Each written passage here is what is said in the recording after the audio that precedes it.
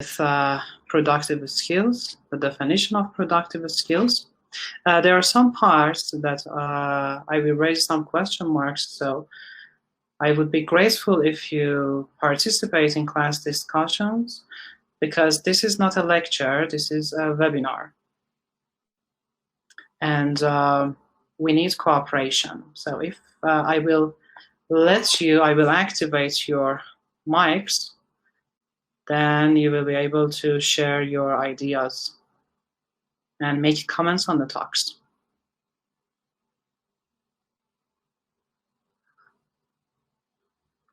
Good.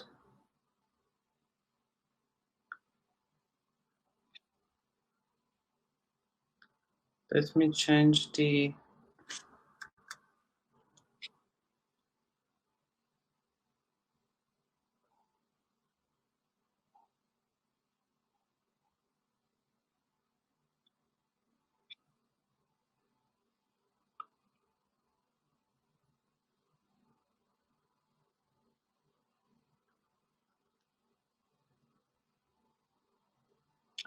this one is better. So by productive skills, we mean oral and written communication skills. There are some differences between productive skills and receptive skills, thanks to Ms. Alizadeh, who gave us some valuable information on receptive skills. So let's have a very quick revision.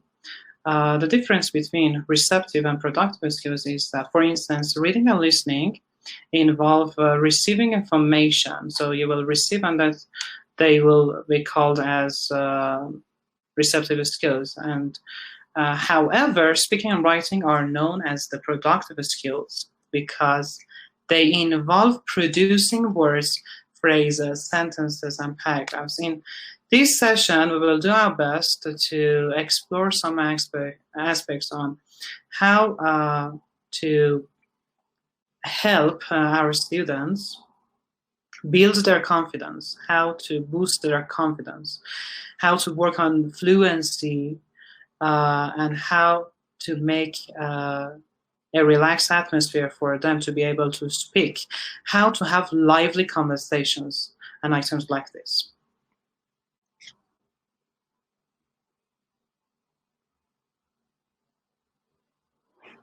There are some approaches to speaking.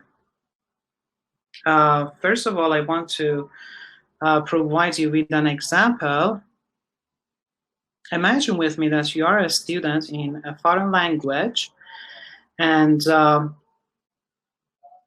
is a foreign language class, and a new teacher comes in, stares at the class, and goes like, well, today we are going to talk about oil pollution. What do you think? Following the teacher's question, some of your fellow classmates look down at their tables, make faces at each other, and keep silent. The teacher tries to encourage them to speak, and in doing so, let's say, talks more and more himself because they remain silent. At the end, none of the students have said a single word. And then the teacher sits down exhausted and mumbles to himself, well, that seemed to go okay. I want to raise 3 question marks here. And I want you to cooperate. How do you think, number 1, how do you feel as a student in this class? Number 2, why might you not have felt like taking part in the discussion? And number 3, what advice would you give to your teacher when planning future lessons of this type?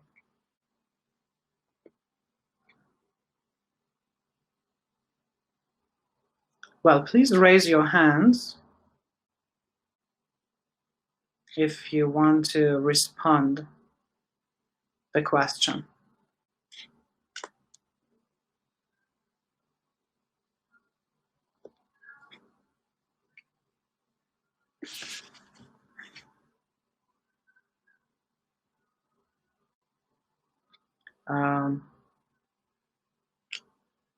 Nargis Haydari has mentioned something. Well, Nargis, would you please raise your hand?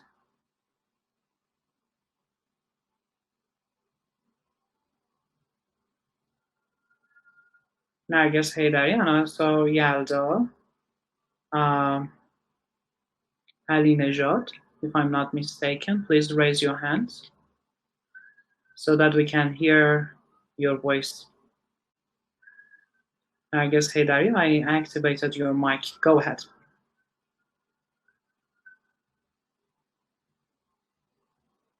Nargis, if you are not an English teacher, I don't know why you can't speak in English. If you are not an English teacher, that's fine. You can answer me in Farsi.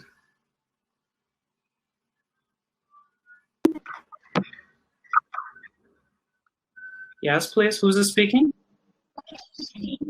صدای منو دارین؟ Yes, of course. Go ahead. Okay.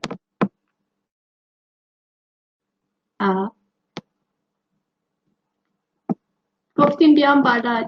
چیزی میخواستیم بگم؟ Yes. I guess I'm an English teacher.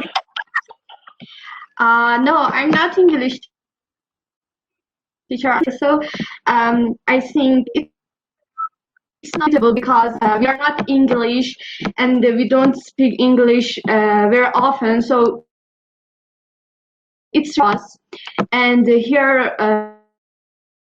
and other language teachers. So I'll be grateful. And I hope if you speak mixed speech. Would you please answer us in Farsi? Okay. Tell us in Farsi. How do you feel as a student? احساسی داری این کلاس که اینجوری میاد استاد شروع میکنه یه کلاس فرض کنید که کلاس اسپیکینگ. How do you feel? کلاس اسپیکینگ رو چجوری شروع میکنه؟ به سطح زبان آموز داره. اول اینکه من میگم که ازشون میخوام که حالا سوالاتشون رو نکات مهم رو بنویسن ترم بکنن. حدود مثلا 3 تایم میدم تا جمع جور کنن و حالا بیان صحبت کنن در مورد اون ایده.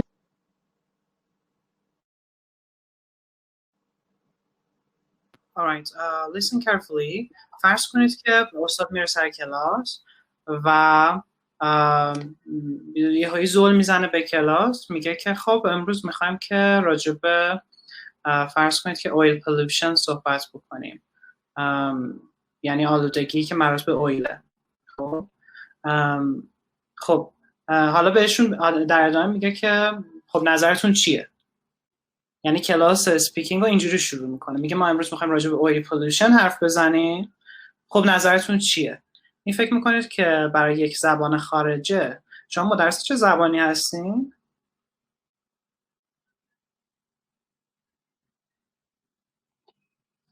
خانم حیدری صدای من دارین؟ Korean. Alright, well done. خب پس مثلا صداتون که نداریم که، من دارم فارسی حرف میزنم.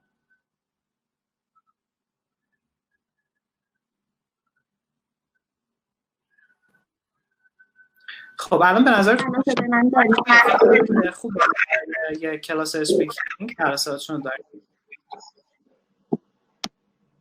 بله یه بار دیگه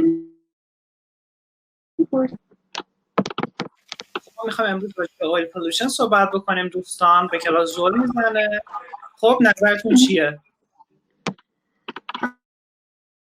قطعاً یهویی بیاد و مثلا زبان آموز خب اصلا هیچ ایده‌ای نداشته باشه چی بگه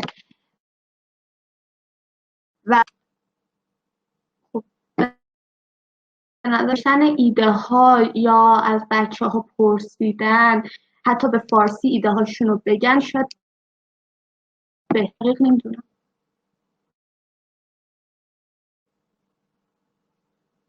Thank you so much for your comments. Your answers, of course, are acceptable to some extent. Well done. Thank you. Let's go to Ms. If I'm not mistaken. Can you hear me? Yes. Can you hear my voice? Yes, please. Okay. You asked why some students stay silent during the class and teachers don't know what to do with them. The main problem is that sometimes these students they don't know what are they supposed to answer.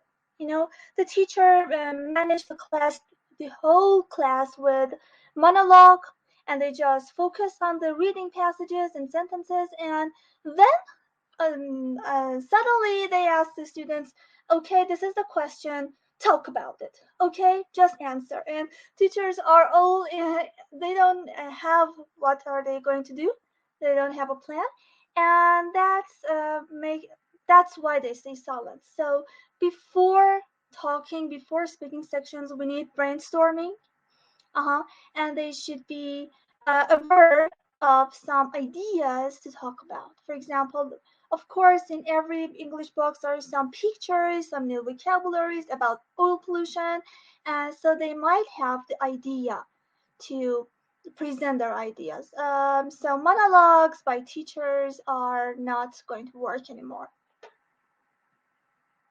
Yalda, thank you for sharing your idea. I agree with you up to a point. Well done. You're welcome. Good. Zahra Ziba has mentioned, first of all, warm up, lead in, pre-teach. First, start by a sentence in this regard. We cannot say that this is wrong. However, we have a wide range of approaches on how to have the engagement and the study and finally activation. Let me see if there is any other comment here. Okay, not yet. What I want to say is that, there are some problems with this class. So these are the three questions. How did you feel as a student? Why might you not have felt like taking part? Some people, of course, are not English teachers or might have some difficulty. Please review the questions. Read the three questions silently by yourselves.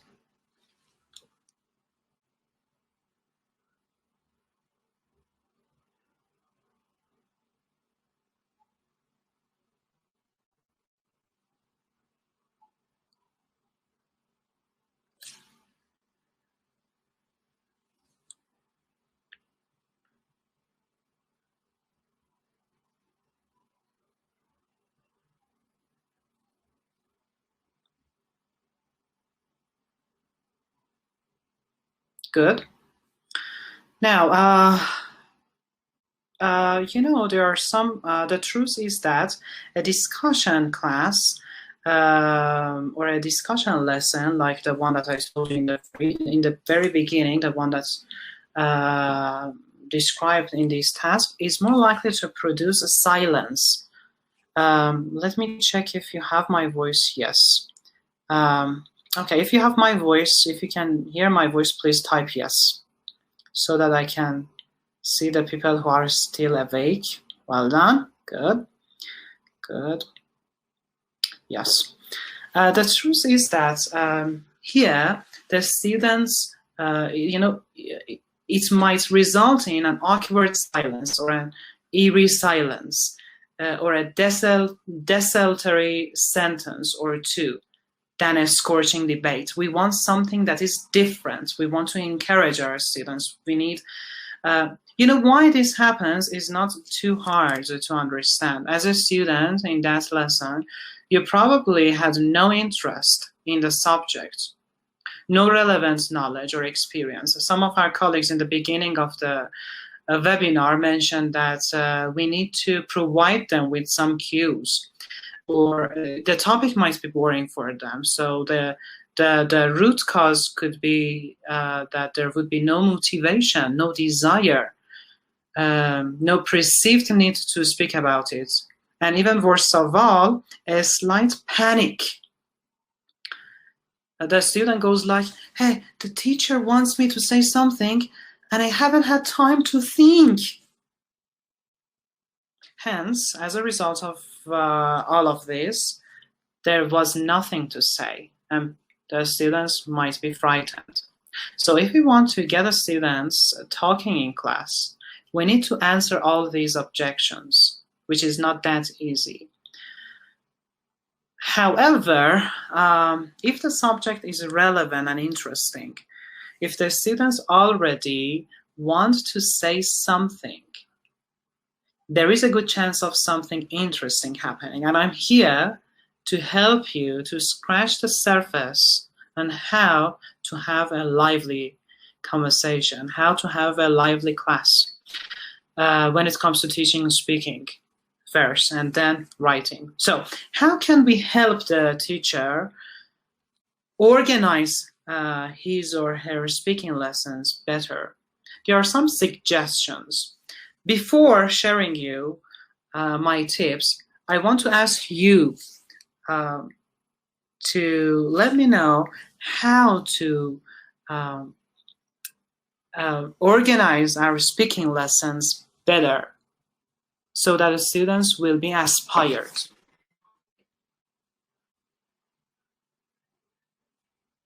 دوستانی که احیانا مدرس زبان‌های دیگه هستن، چطوری میتونیم کلاسمون رو طوری مدیریت بکنیم، کلاس تدریس اسپیکینگمون رو که کلاس جذابی داشته باشیم و بچه‌ها واقعا صحبت بکنن و در این حال بتونن یاد بگیرن. چی کار بکنیم به نظرتون؟ If you raise your hands، دوستان میتونن فارسی هم صحبت بکنن.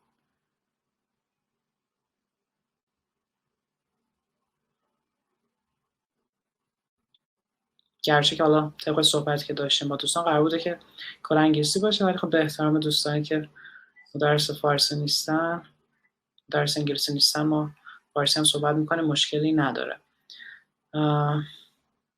Miss Ali Nejad, if you raise your hand, I can help you with this. Nargis. نمیدونم از قبل دستتون بالا مونده یا اینکه الان دستتون رو بالا بردید، چون دستتون پایین نیست.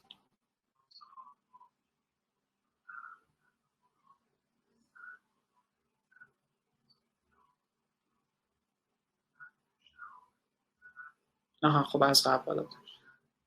زهرا زیبا, please raise your hand.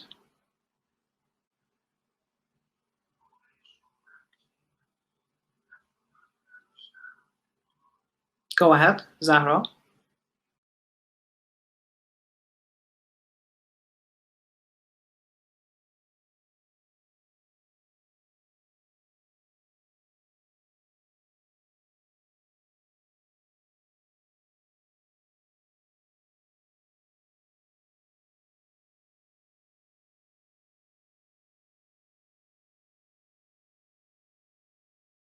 دوستان این نکته که اول وبینار خدمتتون عرض کردم قراره که با هم دیگه صحبت بکنیم، یعنی قرار نیست این یه لکچر باشه. ما مواردی رو که میگیم توی حالا کارگاه ها و در واقع ورکشاپ هایی که داریم بعد خودمون هم رعایت بکنیم طبیعتا توی کلاسامون، درسته؟ و این تیچر سنترد قرار نیست که باشه. We are not lecturers, we are teachers. ممنون میشم که فقط تکست نباشه. Okay, that's fine. حالا میتونه okay.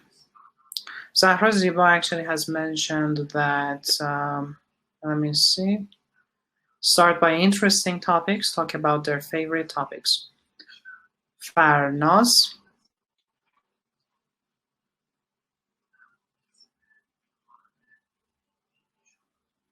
and Ms. Ali Nejad, you can raise your hand if you have any idea. Another topic I would like to talk about is that some of the students are embarrassed, and in order to break the ice, we can start with some yes/no questions. Like, imagine that the topic of speaking is sports. We can start like, do you play badminton, or which one do you prefer? Would you prefer basketball or volleyball? With these simple questions, we can break the ice and get students to talk. Then later we can go over some WH questions like, why would you like to play basketball, or how often do you play badminton? Level by level. Good, thank you. Yes, as you mentioned, we can have a hook in order to, you can turn off your mic if you wish.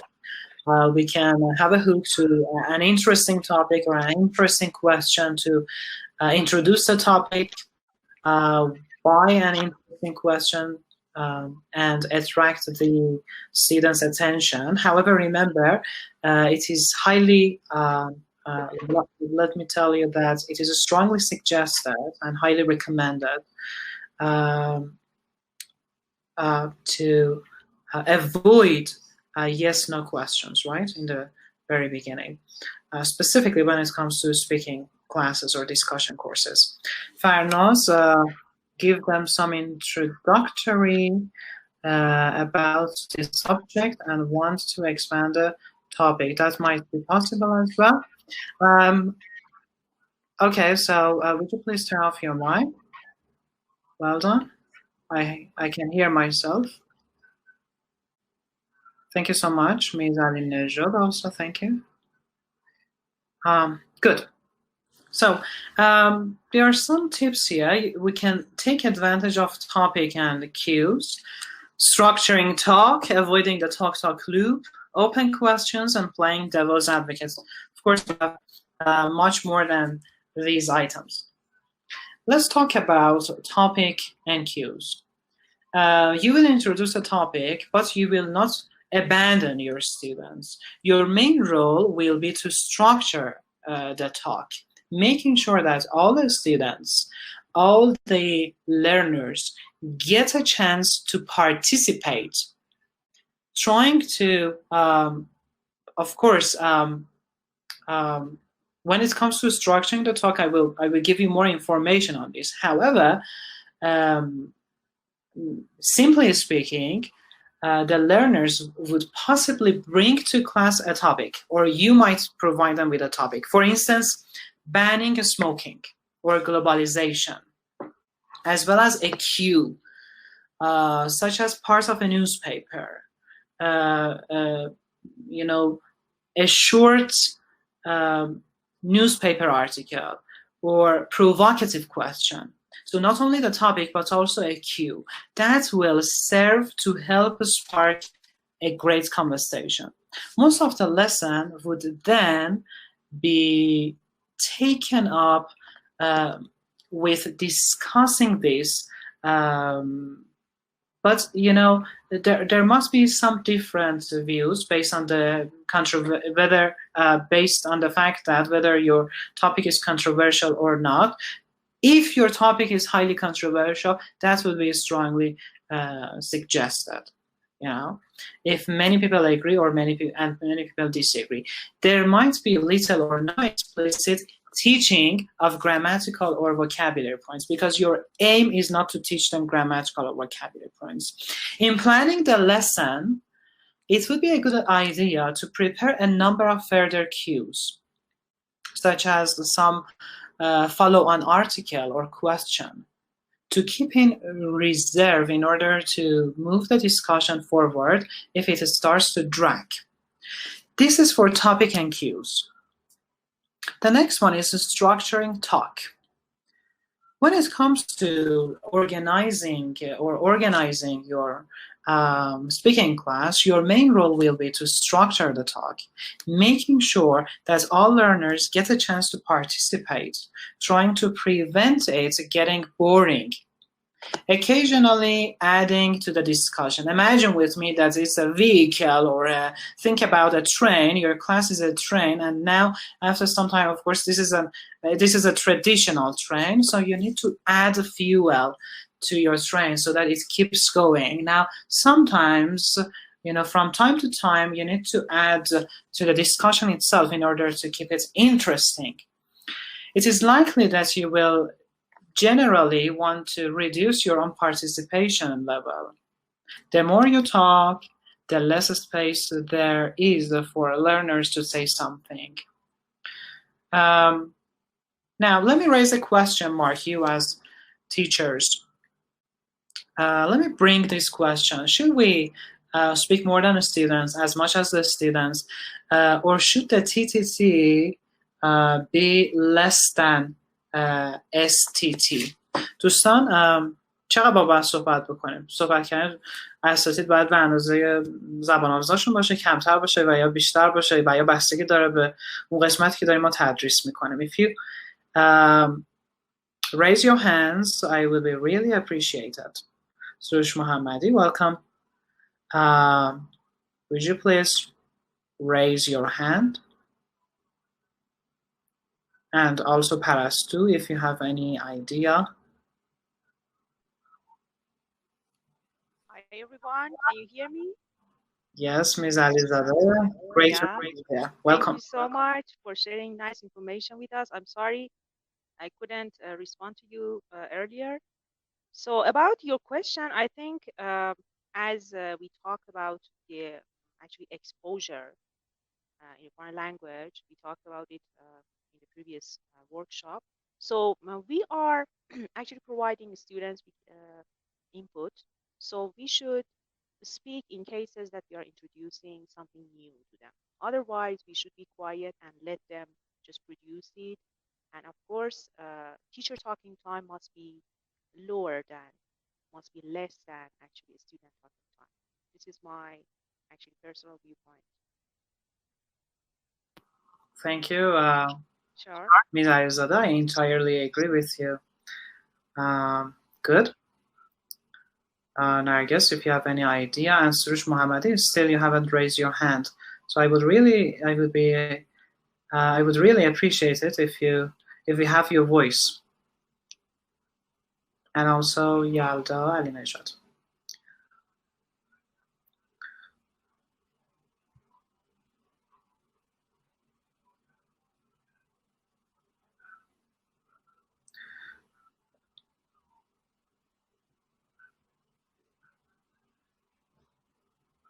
Surush Mohammadi, we want to make it lively, right? So if you have the opportunity, please activate your mic.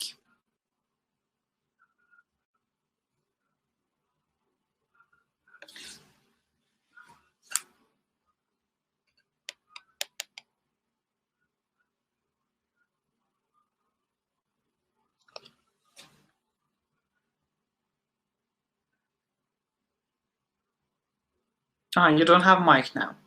I saw your comments, Surush, that's fine. So let me see what you have said. Teacher talking time. Of course, TTT, teacher talk time. So what is your answer? I think you also agree with Ms. Alizadeh.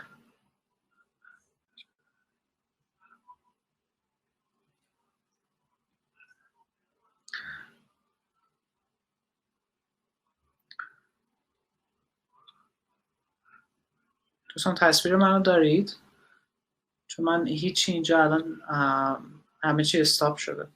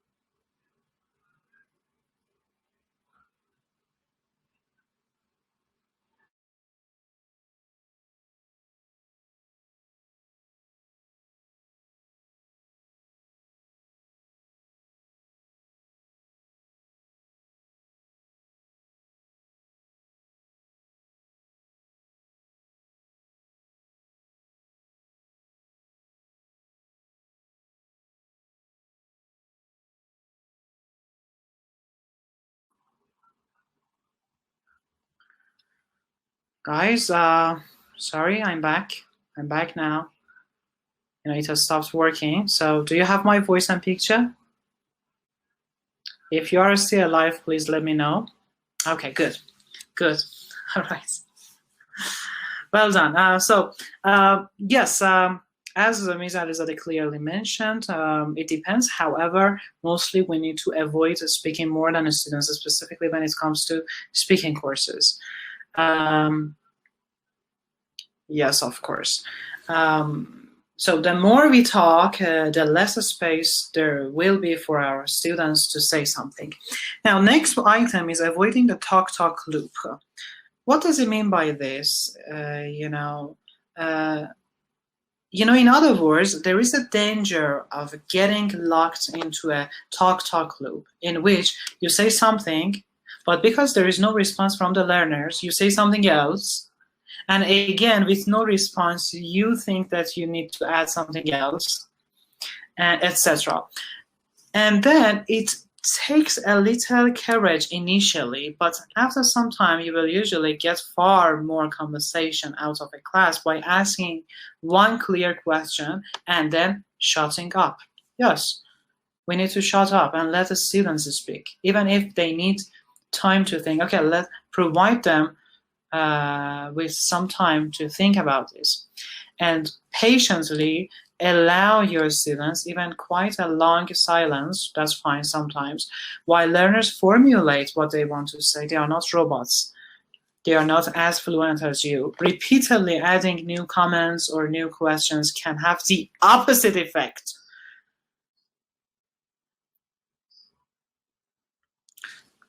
And then your class will be confusing.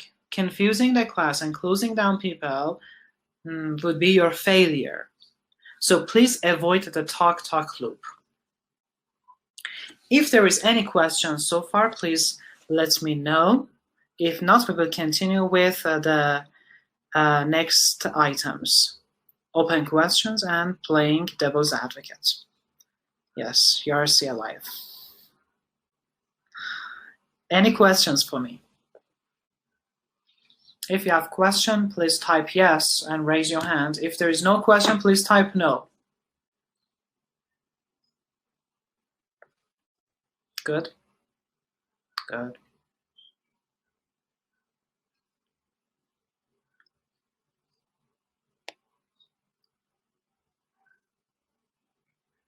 Good. All right. Again, we have, we need to delve deeper. However, this is not for this webinar. We don't have time for that. Hopefully in future, we might get a chance to cover those items too. But about open questions, I need to tell you that a key technique that will be to use open questions. For example, where, what, who, why, how. These items that require a long answer rather than closed questions, such as, verb-subject questions. Do you like sandwich? If you were the president of the US, would you lift the sanctions against Iran? These are yes-no questions. And, instead of saying, is noise pollution a bad thing? You could ask, what do you think about noise pollution? Focusing on specific issues is even more likely to encourage reactions. For example, when they make that noise outside with the drill outside, how do you feel? This is a good question. Open questions require longer answers, and then those questions will encourage students to speak more. And finally, let's get to the devil's advocate.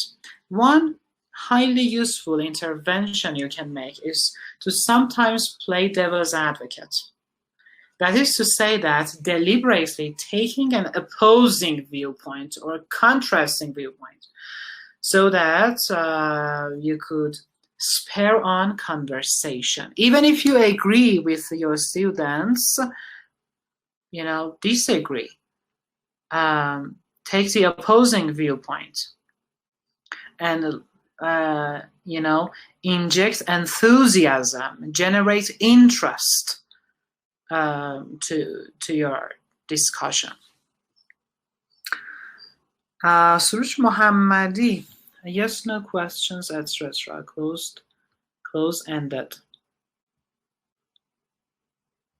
Right, by yes, no questions, I mean the questions that the answers are yes or no, Are you happy with your life? Are you going to receive vaccination?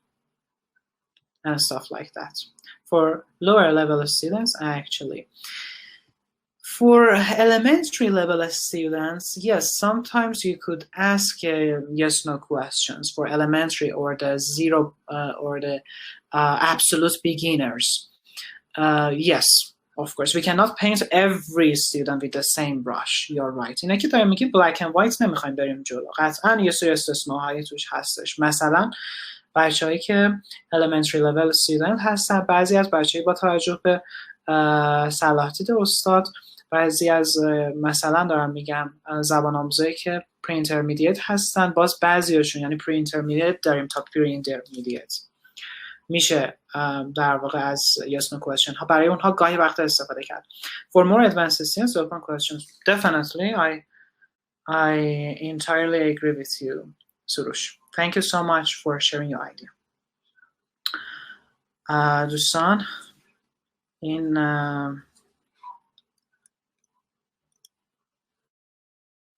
قابلیت برای عوض کردن اسلاید ها it stops working. Let me see what I can do for it.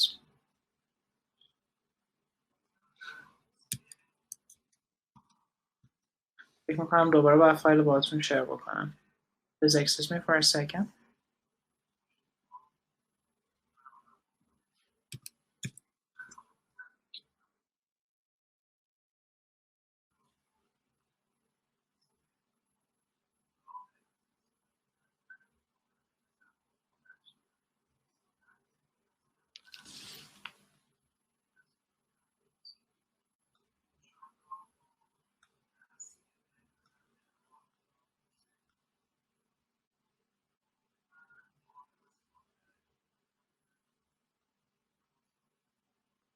All right.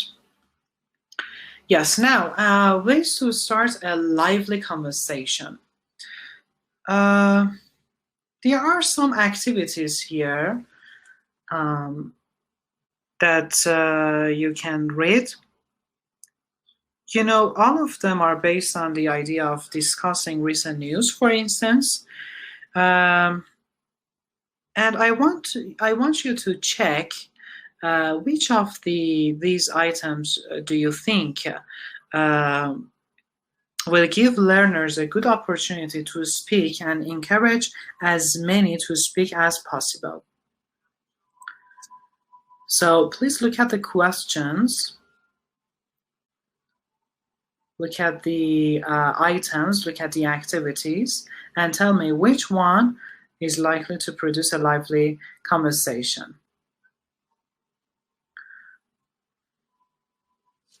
Thank you, Fargul. Thanks, number 1. دوستان بخونید لطفاً ببینید کدومشون به نظرتون یا کدوماشون میتونن کمک بکنن که زبان آموزی رو تشویق بکنیم یه کلاس اسپیکینگ درست حسابی داشته باشیم.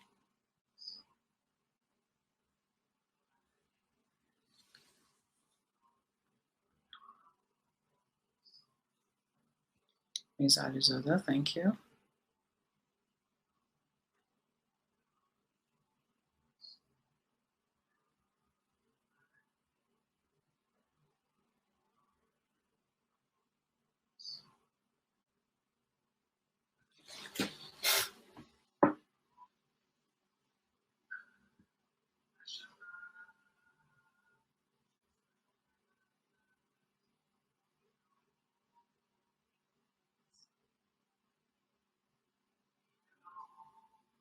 Thank you so much, Zahra, Yalda, Surush, well done. Also Farnaz.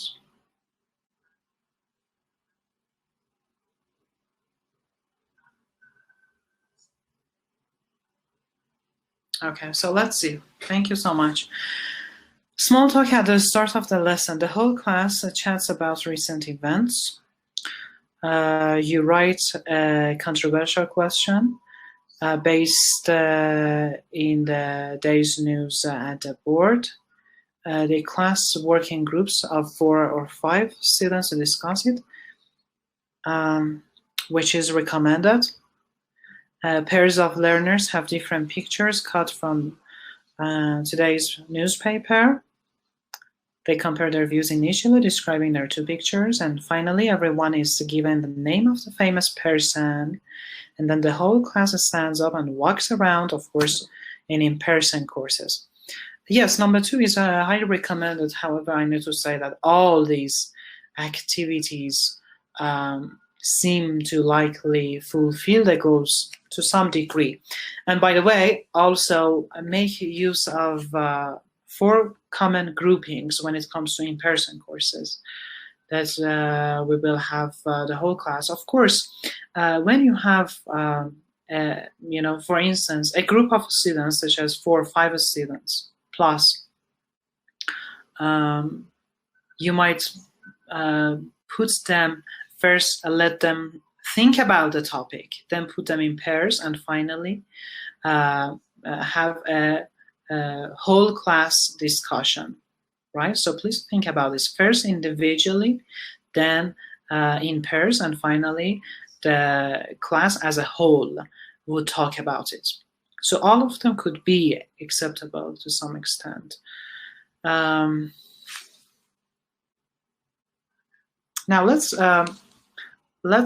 we need to observe the time. In almost a quarter, we will have a short break for 10 minutes. So this is a commentary. And now let's move on to fluency and confidence, which is a big challenge for a great number of, English speaking learners or other language learners, foreign language learners. That is fluency and confidence, and also a great challenge for our colleagues as well. When it comes to this, remember that fluency and confidence are significant goals when considering speaking lessons. There is no point knowing a lot about language if you can't use it. So we need to ببینید چقدر الان کاندیدیت به شما مراجعه کرده میگه من خیلی خوب بلدم، رایتینگ هم خیلی خوبه ولی نمیتونم حرف بزنم، یا برعکس. مثلا فرض کنید که میتونم خوب حرف بزنم ولی رایتینگ هم خوب نیست. اول اینکه کسی که واقعا رایتینگش خیلی حرفه‌ای باشه قطعا اسپیکینگش هم قویه. نمیتونیم بگیم که مثلا تو اسپیکینگ اشتباه میکنه، یا مثلا فرض کنید به خصوص کسایی که حالا اسپیکینگشون میگن که ما ماهر هستیم ولی رایتینگ خوب نداریم، چون خب اون چیزی که صحبت میکنی و میای مینویسی، گرچه که حالا یه سری تفاوت داره بر اساس هدفی که اون کاندیدیت داره. مثلا فرض کنید تو رایتینگ آیلتس خب حالا بستگی به ماژولش و حالا مورد سوالی که داره، بحث فرمالیتی و چند تا مورد دیگه، ولی به هر حال اگه جنرال انگلیشش قوی باشه تو اسپیکینگ قطعا تو رایتینگش هم قویه. پس اون طرف داره تو اسپیکینگش هم غلط حرف میزنه، منتها چون خیلی تند حرف میزنه و میره جلو سنبرکاری میکنه، ماسمالیزیشن میکنه، به خاطر همین تو رایتینگش اشتباهات در میاد. تو اسپیکینگ فکر میکنه که درست میگه ولی در عمل اسپیکینگش هم مشکل داره و یا بالعکس.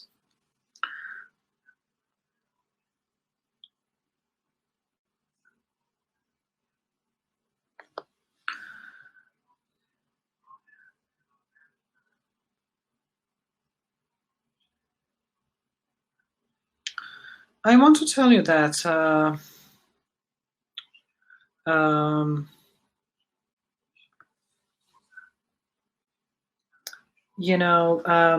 of course, sadly, unfortunately, this has been the experience of many language learners in the globe and also in our country. Trying to speak, trying to, how shall I put it? We have a great number of candidates, that are able to conjugate a verb. They know different tenses, they know grammatical structures, however, they are unable to respond to a simple question. So what should we do for this? How can we help them? To help achieve this aim, we need to, we often want to find ways of enabling as many students as possible to speak as much as possible. So sometimes an all-class speaking activity is useful. But if it takes up the whole lesson, it actually offers very little speaking time to each individual student. پس تو اینجور کلاس ها خیلی پیشنهاد نمی‌کنیم از اول بریم آقا همه بچه‌ها بیان مثلا با هم صحبت بکنن، حالا چه کلاس این پرسن باشه، به خصوص تو کلاس‌های آنلاین طبیعیه که به هر حال همه بخوام با هم صحبت بکنن. اول اینکه بچه‌ها کنفیوز میشن تو کلاس‌های آنلاین. مورد دوم اینه که تو اینجور کلاس‌ها بچه‌ها خیلی افراد کمتر میتونن صحبت بکنن، میدونید زمانشون دیگه خیلی میاد پایین. So it actually offers very little speaking time to each individual student. It's usually a good idea to organize speaking activities in pairs, threes, and small groups, and then as well as with the class as a whole. یادتون باشه individual, thinking individually, then in pairs, then as a whole. It is a key point. The aims for fluency and confidence is that our aim is to let them become more fluent and confident. Now, why might learners need this? For example, or in other words, what may have prevented them being fluent?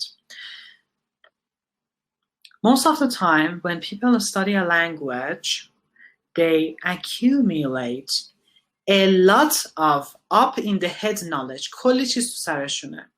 They may know rules of grammar and lists of vocabulary items, but then find that they can't actually use this language to communicate when they want to. There seems to be some difficulty in moving language from up their knowledge to actively usable knowledge. پس شما کارهایی که به کار میگیرید و مواردی که حالا اگر قسمت بشه تو آینده باهاتون در میون میذاریم باید تو این راستا باشه که آقا خب این passive knowledge رو چجوری اکتیو بکنن in speaking. For many learners, their passive knowledge is much larger than their active knowledge. Without experience in using the language, learners may tend to be nervous about trying to say things. Partly, they may fear something foolish, or they may fear that they might look foolish in front of others. They may fear seeming foolish in front of other candidates. They may worry about getting things wrong. They may want to avoid your comments or your corrections and so on. Coupled with the fact that it may simply take a long time to put the pieces of communication together, leading to a long, embarrassed pauses, while the learners try to find out how to say what they want to say.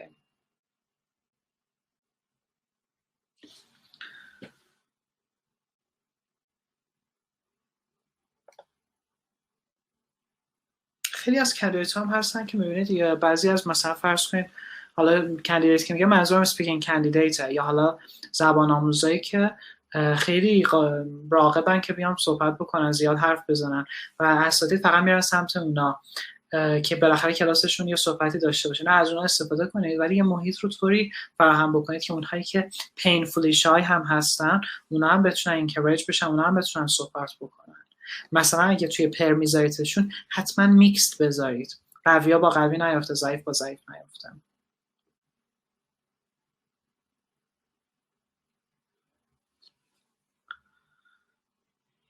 خیلی صحبت خیلی زیاده برای حالا مسائل مختلف، ولی باز من خودم رو سعی میکنم که استاپ بکنم و یه سرکمسپکشن داشته باشیم تا بتونیم مطالب دیگر رو کاور بکنیم. خب let me give you a very brief introduction to activities that lead to در واقع این باید fluency باشه. Activities that lead to fluency and confidence, and then I will explain them for you after the break. One of them is repetition, and I want you to think about which one do you think can best help fulfill this aim. Learners will become more fluent, speaking more confidently with less hesitation. This is our aim, right? Now, which of these items do you think might be more helpful? Repetition, chatting, hints and tips, recording, agreement, social conversation, speech and memorization. There is a question here. Let me open the chat box. کلن chat boxمون پرید. نه هست سلامت. Mizalizada, working individually, then in pairs, and then in large groups can build up learners' confidence. Totally agree with you, Mizalizada. Thank you. Mr. Mohammadi has mentioned that should we have students drill new vocabulary items in online classes? Would you please elaborate yourself, Surush?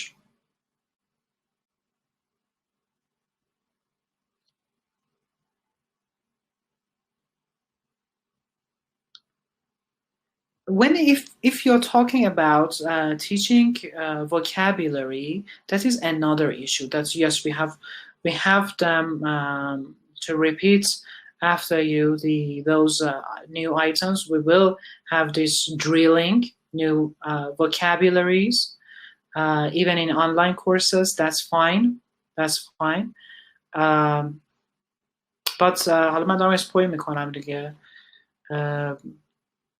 مواردی هستش که مهمتره وقتی که بحث سپیکینگ یعنی تدریس سپیکینگ میاد جلو. حالا توی definitely توی بحث teaching new vocabularies, yes, we have drilling, you are right, but not necessarily at the time of speaking. بیشتر توصیه میشه که به خصوص وقتی که حالا ایم ما این موضوع هست، بحث کانفیدنس و فلوئنسیشون هست، اونها رو به صورت unconsciously بیاریم و یه جور بچه ها استفادهشون بکنن و یا خود ما استفاده بکنیم. Right? Farnaz, how do we correct grammatical mistakes in their speaking? Mrs. Sohrabi or Farnaz, that is for corrections. امیدوارم که یه تایمی بشه که واقعا نمیدونم که اصلا بشه یا نشه، ولی حتما خیلی ایده خوبه. من خود چون قبلا هم تو یعنی موقعی که داشتم روی این موارد کار میکردم به این فکر افتادم که ورکشاپ باشه که بحث کرکشن باشه، چون انواع کرکشن رو بیایم داشته باشیم، حالا هم توی بحث اسپیکینگ هم توی بحث رایتینگشون. بعد حالا the difference between mistakes and errors، چون یه دنیای وسیعیه، right؟ نمیشه در قالب یه جمله به شما گفت، ولی امیدوارم که تو آینده بتونیم بهش بپردازیم. حالا چه بحث میستیک های گراماتیکال هست، چه بحث پرونانسییشن، وکابولری، ورد اینتونیشن، ورد استرس، کالوکیشن، اینها رو همه رو با هم صحبت میکنیم. دیرکت، ایندایرکت وی، همه اینا رو با هم صحبت میکنیم. سروش محمدی، focus on accuracy, teaching grammar, do you correct them? خب این خیلی کلیه اینی که شما دارید میگید. میدونین چی دارم میگم؟ من نمیگم این حرفتون غلطه یا درسته، ولی نه همه جا نمیشه این کار انجام داد. بعضی جا غلطه، بعضی جا درسته. It depends. I think social conversation can enhance fluency. Totally right, of course. خانم ببخشید من امروز کسالت دارم، میتونم فیلم جلسه رو دریافت کنم؟ امکان شرکت ندارم. بله فیلمش رو فکر کنم که میتونید بحث حالا ثبت نام بتون دریافت کنید و قرار شده که بچهای تیکا همکار ما پشتیبان ها زحمت بکشن و شماره پشتیبانی رو بذارن که حالا اگه سوالی داشتین در خصوص مدرک و یا حالا مورد دیگه مثل فیلم این ورکشاپ بتونید از اونجا ازشون بپرسید و اطلاعات بیشتری بگیرید. Thank you so much, Mr. Mohammadi, for your participation also. It's my pleasure, and also Farnoz and our other colleagues. Let's have a break for 10 minutes. You can drink juice or, I don't know, cold water, and then we will continue, or stretch your muscles, please. Then we will continue. در واقع همکاران بیشتری صحبت بکنن، چون ما از همکاری خودمون که خیلی بیشتر انتظار داریم و استفاده میکنیم. همونطور که خانم علیزاده درست فرمودن، جلسه گذشته که منم شرکت کردم، ما قرار نیستش که اینجا بیایم هرچی، قراره که با هم دیگه شیر بکنیم و چالش داشته باشیم، یه چیزی یاد بگیریم. موفق باشید. See you in 10 minutes. Bye bye. Take care. Come back, everyone. Can you hear me well?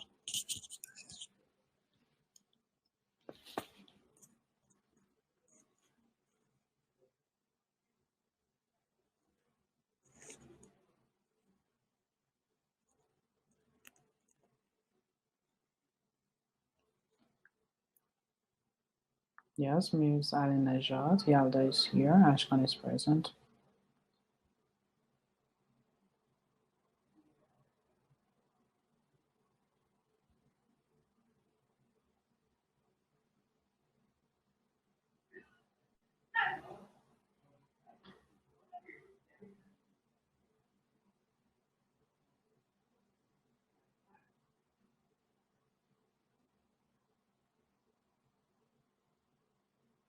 Should we wait for others? Let's wait for 2 minutes, then we'll continue. We have less than an hour to cover and wrap up speaking and give you a very brief introduction to teaching writing as well.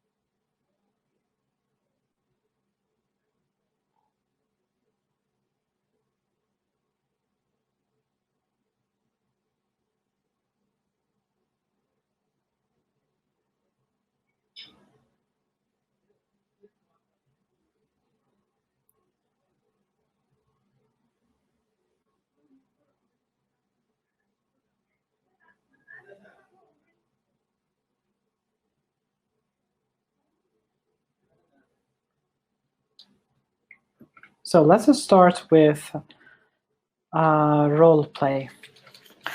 Time is money. We need to continue. In role play, learners are usually given some information about a role.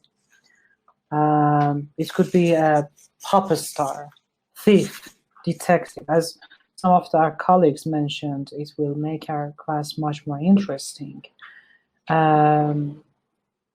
So you can give them job titles, and these are often printed on roll cards. Learners take a little participation time and then meet up with other students to act out small scenes using their own ideas, as well as some cues that you might have written in the cards or the ideas and information from the roll cards. So a simple roll card could be, for example, a mother or 19-year-old daughter or 3-month-old baby, right? That is a good idea, and that will be called as role play.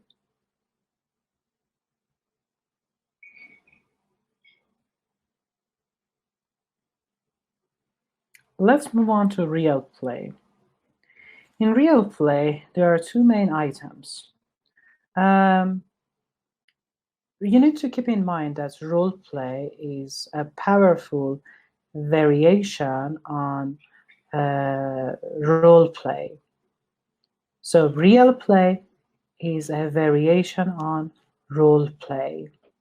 In this case, situations and one or more of the characters are drawn not from the cards, but from a participant's own life and world. Typically, one of the learners play himself or herself, but in a context other than the classroom. This person explains a context, for instance, from his or her work or his or her life, to the other speaking candidates, and then together they recreate the situation in class. The real play technique allows learners to practice language they need in their own life. It is particularly useful for business and professional people. You might have some, for example, yesterday I had a businessman, we had an interview. He wanted to improve his speaking. Real play can greatly help us, or for professional people. In BEC courses, that stands for Business English courses or Business English classes. In these classes, a receptionist, for example, at a company, said that she found it difficult to deal with foreign visitors who wanted to ask a question rather than just to be directed to a person's office. You need to provide them with an atmosphere and then ask them some information, ask them actually some details. This is a difference between role play and real play that, of course, we need to talk more. But about simulation, which is the third item, it is a larger scale on role play. It is a really large scale role play. Role cards are normally used, but there is often quite a lot other printed and recorded background information, as well as those items that we talked about earlier in the class, as newspaper articles, graphs, memos, news flashes, etc., which may come at the start of the simulation or appear while the simulation is unfolding, causing all the candidates, all the speaking students to take note of their new data and possibly readjust their positions. Let me give you an example for simulation to illustrate the point. Imagine that there is a company or imagine that the participants are all members of, for example, UFO Spotters Society. Before continuing this, would you please tell me what UFO stands for? What is UFO?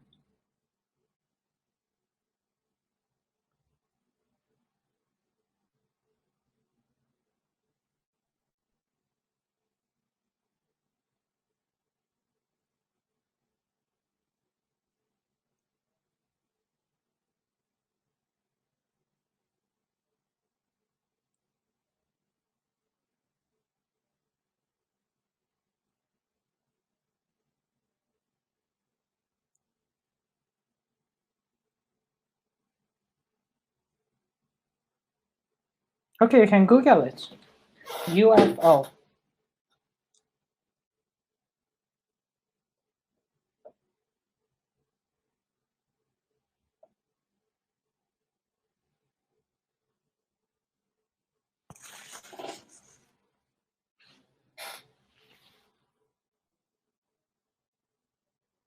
Are you following me?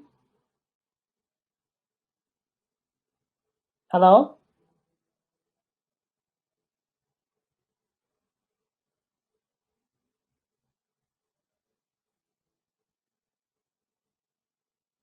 What does UFO stand for? Yes, unidentified flying object. Absolutely. So unidentified flying objects. Imagine that you are members of UFO spotters at your annual meeting.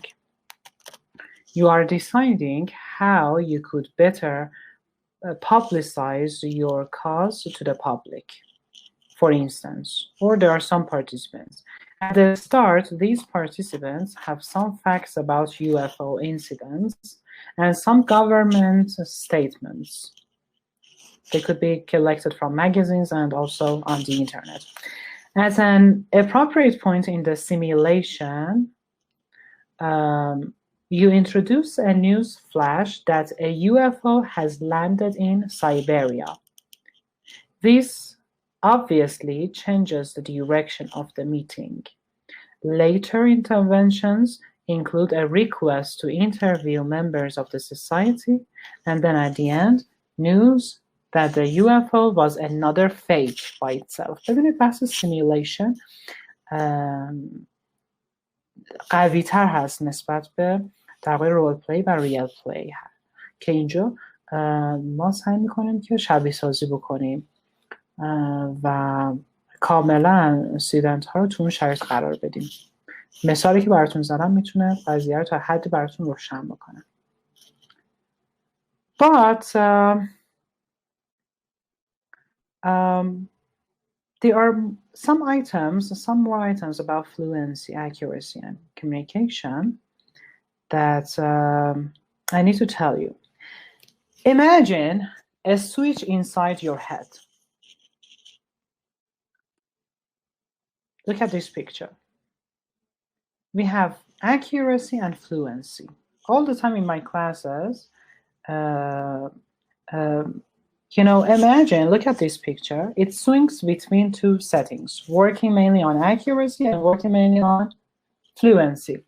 It is probably a huge simplification, but I suspect that something like this at work, I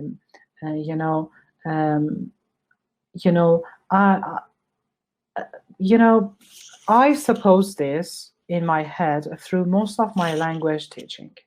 Changing its setting from activity to activity, stage to a stage.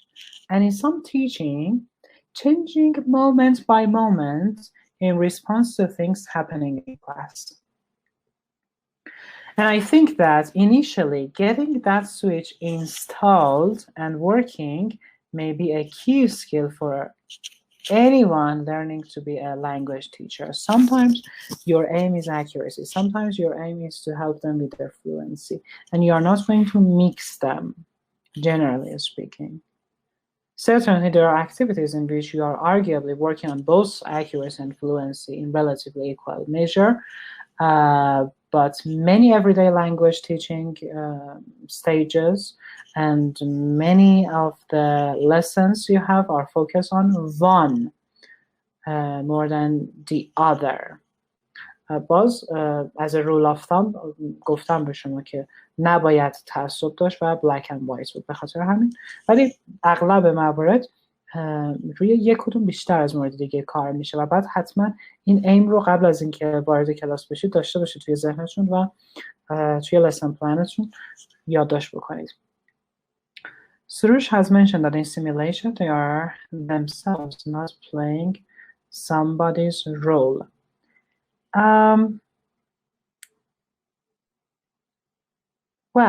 Surush, not necessarily, because in the example I gave you, of course, if you are talking about the job titles, that could be the real jobs, right? Or the real personalities or the real people. But what is happening could be imaginary, as UFO, as I told you. Yes, good.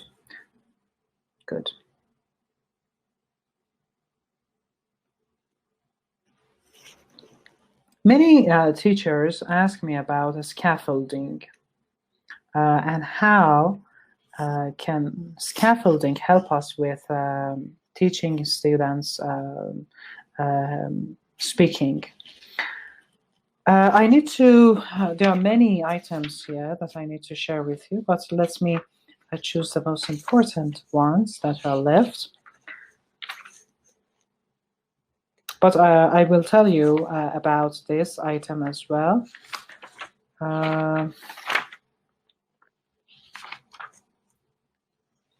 You can see the picture of a scaffolding here, if you are not familiar with.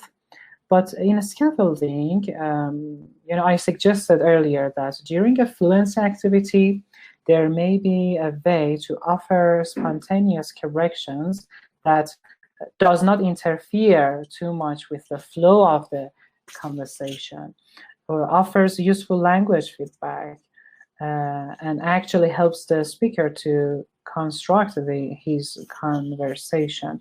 Scaffolding here refers to the way a competent language speaker, or the one who is skillful, helps a less competent one to communicate by both encouraging and providing possible elements of the conversation. It is the way a primary school teacher, for instance, might help a young child to communicate, or the way a chat show host might draw out a guest. The listener offers support like a scaffolding around a building. As a scaffolding supports around a building, this listener offers a support to help the speaker create his own spoken structure. A scaffolding in class isn't a normal conversation in the sense that, okay, the teacher or a listener is not aiming to contribute any personal stories or opinions of his or her own. The aim of her own speaking is solely to help the speaker tell his story. So you are not going to play ping pong with your partner. You are going to help this person. There are some techniques for scaffolding that I might help you, or my colleagues may help you in the future. There are different types of speaking, guys, that we have, and the main question here is that how can we teach speaking? Is it enough to give learners communicative activities that require them to speak? Or is it possible and necessary to teach specific skills? Before doing that, or before that question should get answered soon, but not that soon maybe, I need to define genre. What does it mean by genre?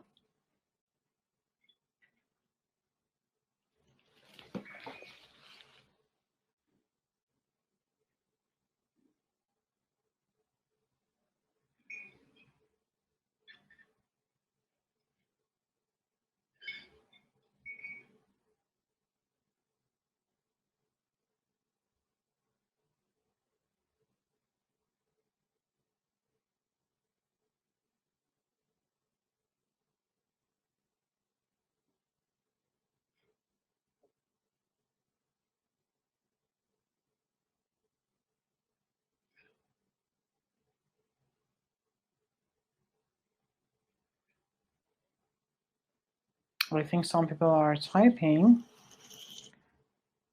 Genre means topic. Not really.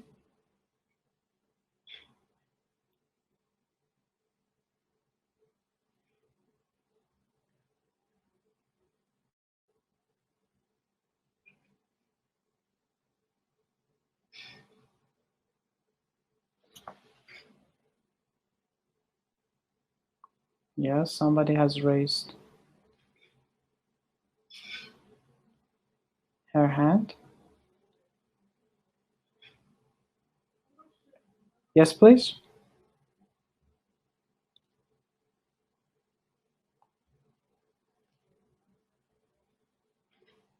Ms. Mutahari. Fargol, what does it mean by genre?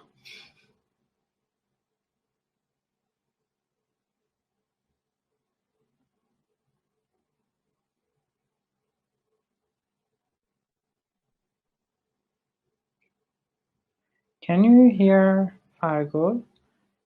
Milad has said vibe or atmosphere. What does it mean by genre when it comes to speaking? Would you please provide me with a charger? Thank you. I need to, yes, plug the charger into a power outlet. Thank you. Fargo, we cannot hear you. You raise your hand, but we don't have your voice. It's not charging. Ah, yes, it's working. Thank you.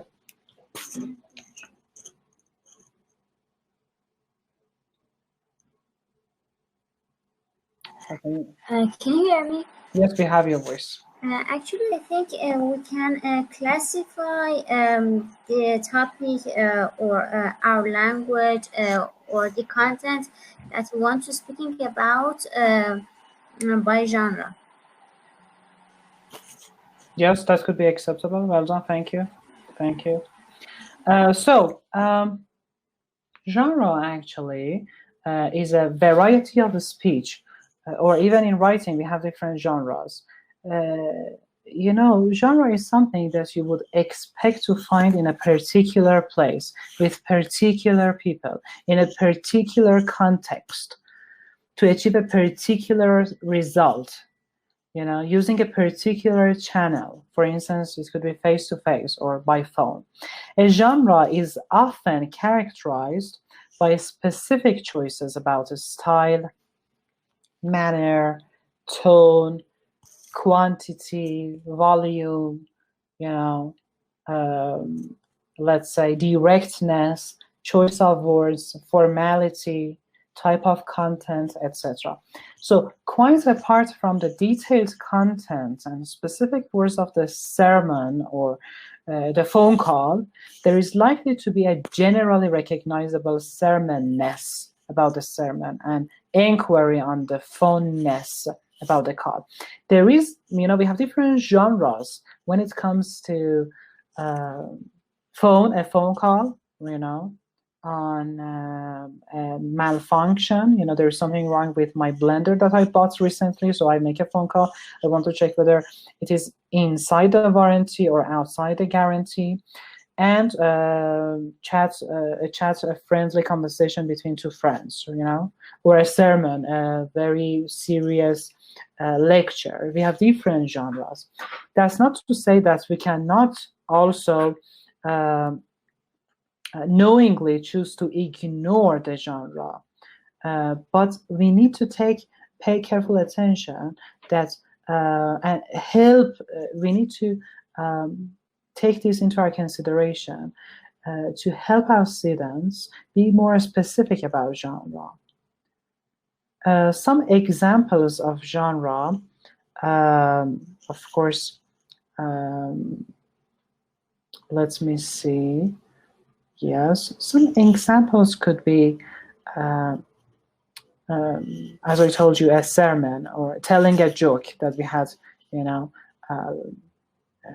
previously, greeting a passing colleague, or making a phone inquiry, chatting with a friend, giving military orders. So there are different genres. We need to let them know how to speak, where to speak, and which words to use. Now, my question is that why is this important? Because we don't have enough time, I will help you with this. There are many reasons why genre is significant, but imagine that you are a, you know, 19-year-old person, and you meet your friend's parents for the first time. I'm sure that a lot of words and phrases would be buzzing through your head as you try to select just the right thing to say. You might choose him or her as your husband and wife, so you need to show off. However, even before you make a decision as to the exact words to say, you probably first have to make a bigger decision as to the generally appropriate way of talking to them.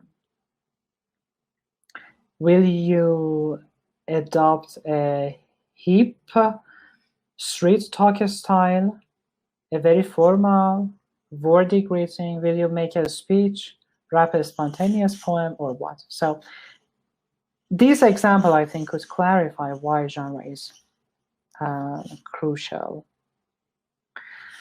Now, we need to come to a conclusion on how to run a basic lesson, basic speaking lesson course. We need to set a task. Then we will move on to speaking plan, your plan, speaking, rehearsal, task doing, feedback, review the success, add, correct, or revise, and then redo the task if you have more time.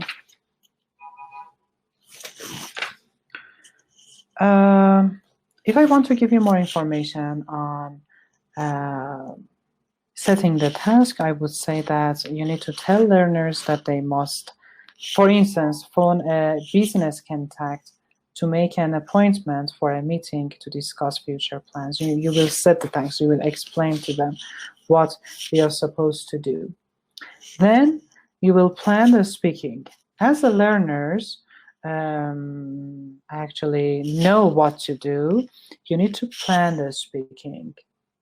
At this time, you will, you will ask learners to work in pairs to decide what the caller will say and how the receptionist will respond. Learners should not write out a whole script, but can make notes of particular phrases. Number 3, rehearsal is the rehearsal. You are going to rehearse the speaking. Learners practice in pairs. You listen in and suggest corrections and improvements. Next one, do the task. Make new pairs now without further discussion. Learners phone and do the task. They make a phone call to each other and do the task. You will provide them with feedback later on. The pairs meet and reflect on whether the task was done well. Maybe the whole class also discusses the question and you offer notes. You may draw attention to a specific language that learners could use. You might have here in parentheses, I can tell you that you might have kind of exposure to example. For instance, you might play a recording of skillful speakers, native speakers doing the same task. Then you will, the pairs work out how they could improve their task next time. And finally, make new pairs. The task is done again.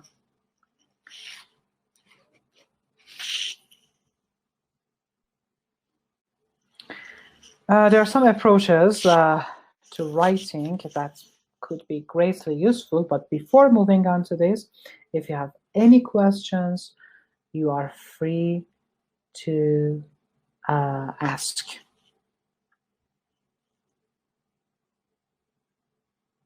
Any questions for me? If there is no question, please type no. If there is a question, please raise your hand. Oh, that's fabulous.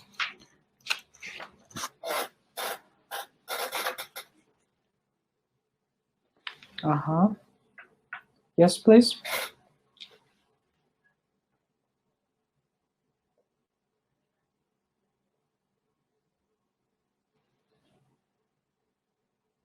Did you raise your hand? خانم فرگل الان دستتون بالا بردین یا از قبل دستتون بالا مونده؟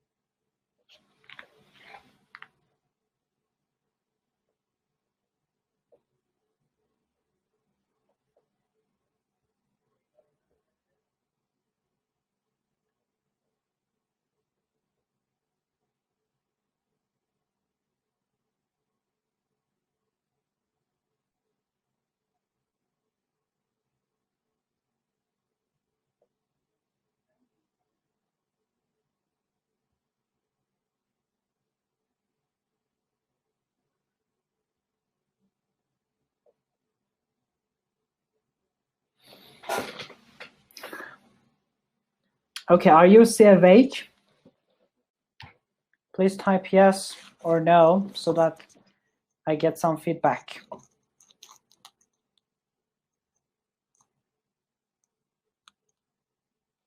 I know it's going to, let me see the chat box. I know it's going to be late and you are going to be sleepy because you don't speak. Are you awake? Anybody? Just remembered Edo, you know, hello? Is it me you're looking for? Sajid Shakir. Yes. You just reminded me of military service. Of course, I haven't served in military service, but you go like, yes, sir. Yes. Yeah. Anybody else?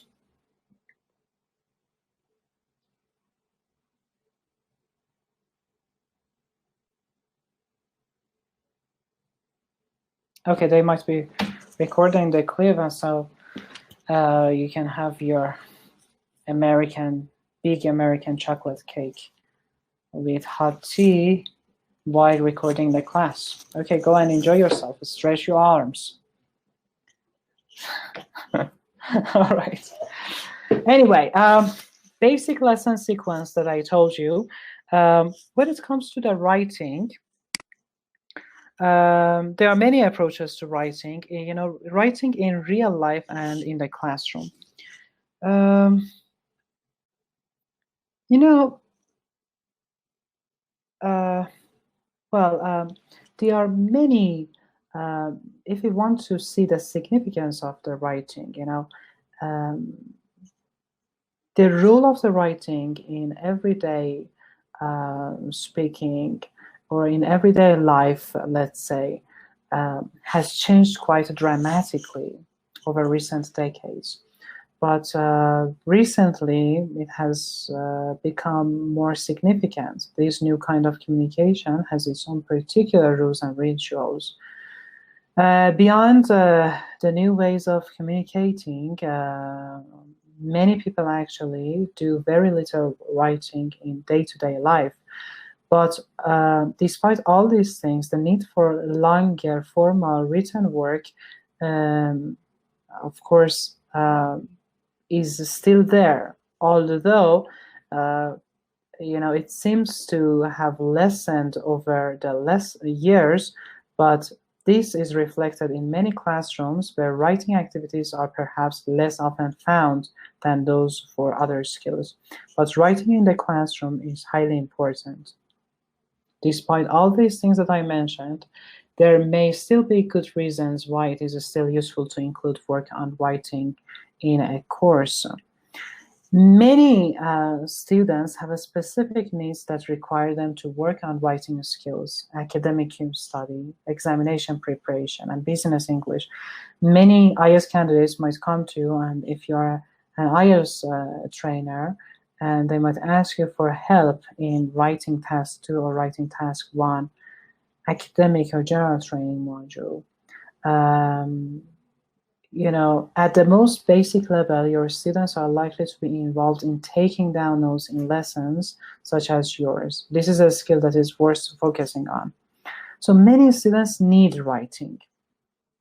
And what we see in the classrooms is, you know, many teachers might go directly from actually setting writing task to marking it, which is not recommended. There are many items that, there are many steps that should be taken between setting writing task and marking, collecting and marking, that you need to take into your consideration that we'll talk about later. But much writing work in the classroom falls on a continuum of how much restriction, help, and control is offered, from copying to unguided writing.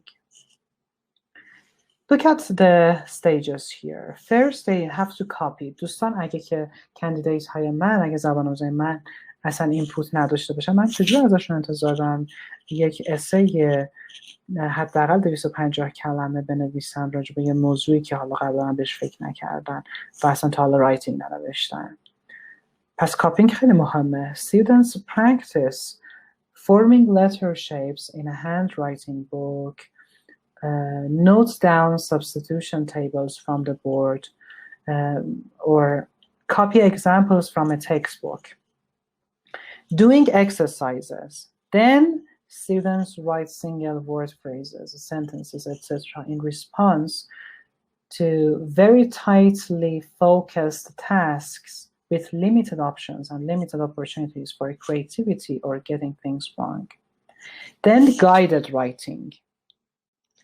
You as a teacher should guide the students to write longer texts in quite restricted or controlled tasks by offering samples, input, models, possibly useful language items, advice, organizational frameworks, etc. Process writing. Your pupils write what they want to with help, encouragement, feedback, and stuff like that from you and others throughout the process. همش هم نباید teacher centered باشه. بس این که وقتا بقیه candidates ها کمکشون بکنن. Choosing a topic, gathering ideas, organizing thoughts, drafting. مثلا یکی از موضوعی که بسیار چالنجینگ هست به خصوص تو لول های بالا بحث برینستورمینگ هست که دقیقاً عملاً باید چیکار بکنیم که خوب بتونیم برینستورمینگ درست حسابی داشته باشیم که وقتی بحث حالا آزمون‌های بین‌المللی هم میشه اونجا تو رایتینگشون به کارشون بیاد، درست بتونن استفاده کنن و نمره بالا بگیرن.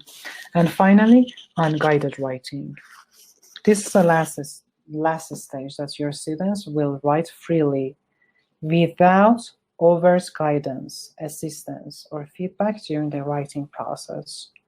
Through a title or task may be set, and work may be marked later.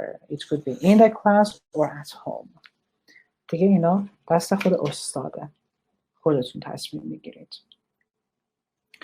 مشکلی که گفتم من بارها خیلی وقتا توی کلاس ها میبینم اینه که some teachers doubt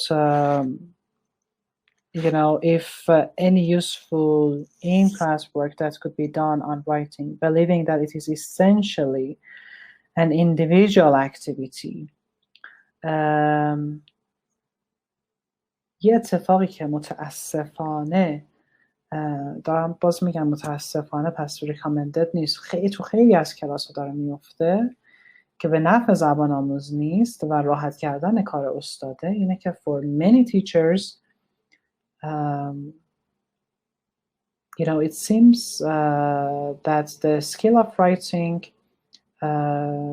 is mainly by setting a writing task, leaving students to do it, then collecting it and marking it. Please notice that there is a gap in this picture, in this diagram, between setting and collecting. That is where the difficult writing work happens. خیلی کارا این وسط اتفاق میفته که اون مورد آخره که میخوام باهاتون الان شیر بکنم. So that brings us to the end of the final section. Now I'd like to give you a plan for writing work. You might omit some items. However, this could be a recommended version. In the very beginning, you have to introduce the topic. Get the students interested, maybe by reading a text. میتونید یه آرتیکل بیارید، لتر بیارید، یه تبلیغ بیارید، advert or something or a picture discussing some key issues here. By doing so, you can introduce the topic. Then you will introduce and summarize the main writing task. Please make sure students are clear what they have to do. Concept checking questions که اصلا فراموش نشه. They need to know the genre.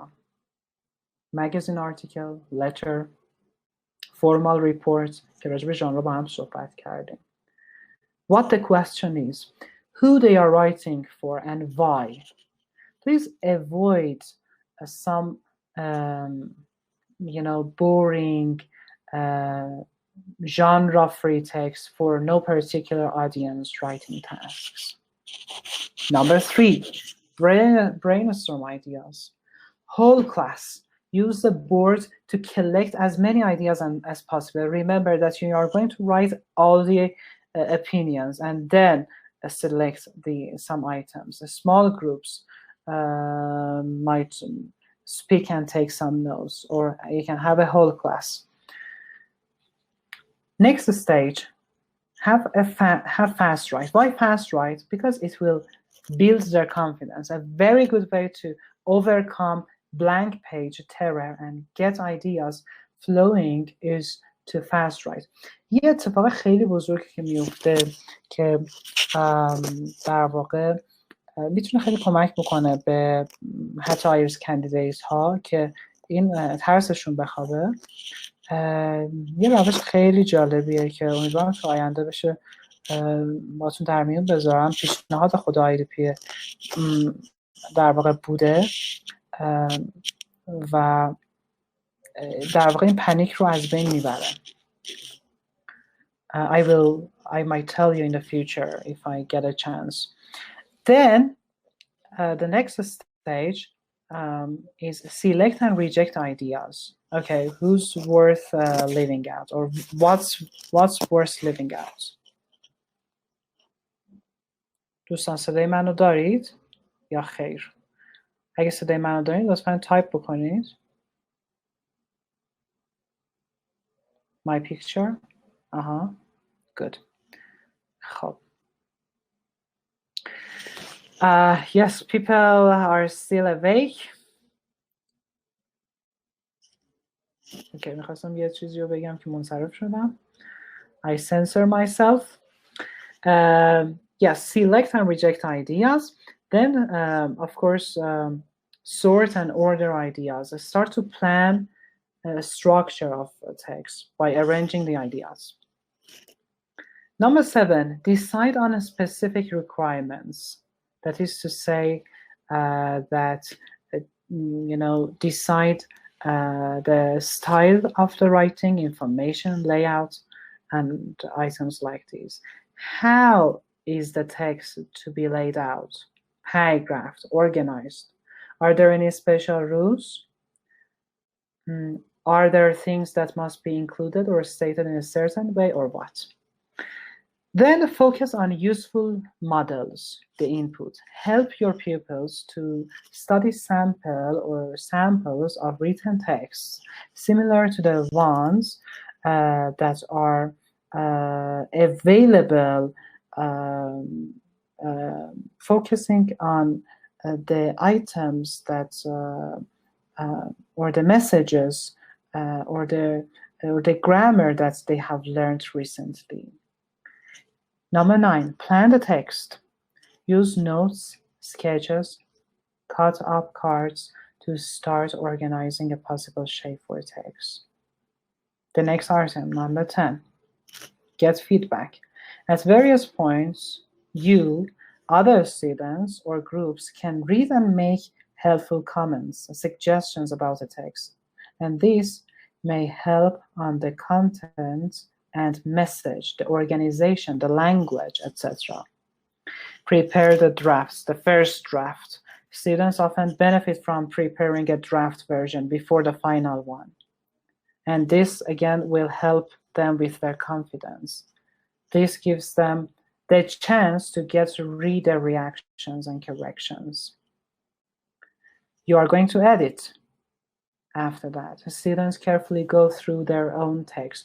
They might correct themselves to some extent, checking if it says what they want it to, if it reads clearly and smoothly, if its language is correct or not. Number 13, prepare final text. Based on feedback, students write a finished text. And finally, Rather than simply mark a text, get other students to respond to it in some more realistic ways. These are the main items that can greatly help you with the writing lesson plans. I told you before, I repeat myself, that you can bend the rules sometime. If you have any questions so far, please let me know.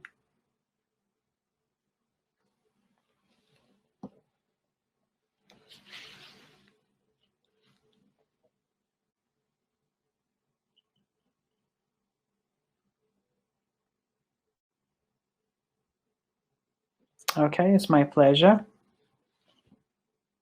Any suggestion, any idea?